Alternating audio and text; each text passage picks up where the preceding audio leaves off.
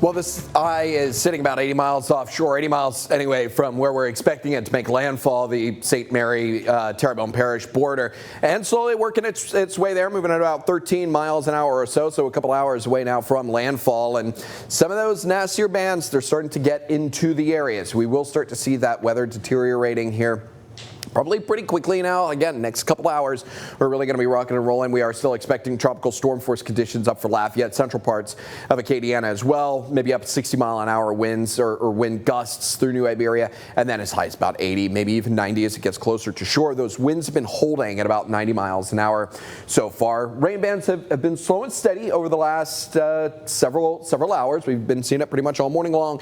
You've got another band that's getting ready to come into the Lafayette area, making its way through New Iberia right now. And like I said, these bands are going to progressively start to feel a little bit worse. Each one, a little bit heavier rain, a little bit stronger winds. And that's what we're going to be dealing with from now until the end of landfall. Remember that the good news is that all of this is going to be kind of clearing up pretty quickly once it makes landfall and pushes out of the area. We got our storm tracker that is out in Houma this morning, or this afternoon rather, out there checking on what those conditions are like. Very, very wet out through Houma right now, which could be looking at the potential landfall of this hurricane coming up within the next couple of hours. So we're continuing to monitor everything here and keep an eye on the radar as those rain bands kind of work their way through the area. Over to meteorologist Jason Adams right now. Quick look at some of those watches and warnings. Jason.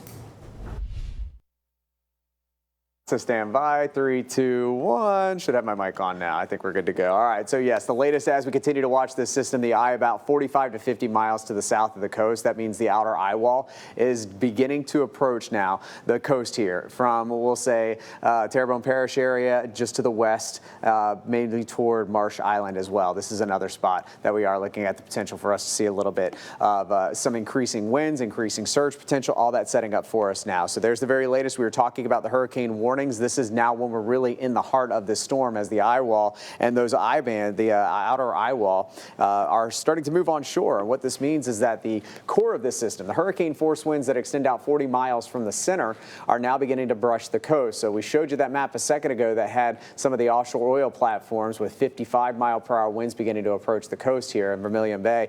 That's what we're looking at here. So it's starting to move on shore, and that's why the hurricane warnings are in effect. So this means that we're seeing possibly the potential for hurricane force conditions now as that center continues to move closer and closer to the coast. Did you show this one a second ago? If not, I'm going to go over it once again because I think this is important now that we're starting to see those 55, 60-mile-per-hour wind gusts moving on shore. So here we are at noon. Fast forward to about 2:30, 3 o'clock, and you can see those pink and purple colors. That's the hurricane force wind. So by 4, 5, and 6 o'clock now on shore, but look to the west. Once you get west of Lafayette, we're really not seeing any kind of an indication that we would see gusts more than tropical storm force because, of course, the center is well to the east of these areas. So that's why the tropical storm warnings are up for areas from Lafayette County or Parish west. And then if you go east, that's where the hurricane warnings are. Over to the east and west Baton Rouge area, that's where they could potentially see some of these gusts exceeding that 74-mile-per-hour threshold. By 7:30 tonight, the storm likely moving on shore. And if it isn't Houma, it could be just to the west of Houma, maybe toward Morgan City. So I think Terrebonne Parish and also St. Mary Parish, this is where we're likely going to see a landfall sometime between, we'll say, 4 and 8 o'clock tonight. And then as we go into the overnight hours, the system moving, thankfully, pretty quickly at 13 miles per hour. Look back here to the west in our area. Of course, our eyes are drawn to the bright colors here to the east and eastern sections of Louisiana toward New Orleans.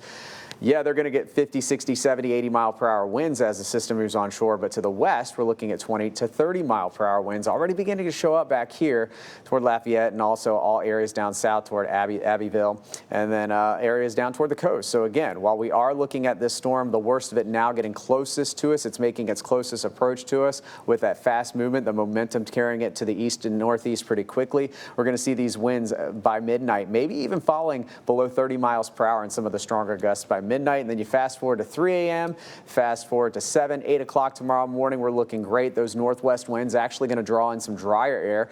We may see a little bit of a drop in the humidity, and temperatures may struggle to get to 80 degrees tomorrow. We will certainly take that, especially if you're one of the unlucky spots that may have a power interruption or two, and your power may be out for a little while tomorrow morning. We're thankfully not talking about situations in the past where we had 120-degree heat index values after a hurricane with no AC for weeks and weeks on end. So there we go. That's what it's looking like here as we get into the day tomorrow. Sunshine returns by the afternoon. Winds lightening up to around 10 to 15 miles per hour, occasionally seeing a gust up to 20 to 25 miles per hour. But all things considered, with that 24-hour trend of this shifting to the east, and now we're seeing that. We're seeing it, we call it now casting, where we're just watching the eye to make sure there's no wobble to the left that would bring the center closer to us. We're not seeing that happen right now. Of course, we're here all day, and we're going to keep you posted on that should any changes happen. But right now, the forecast very consistent in keeping this to our east. Daniel.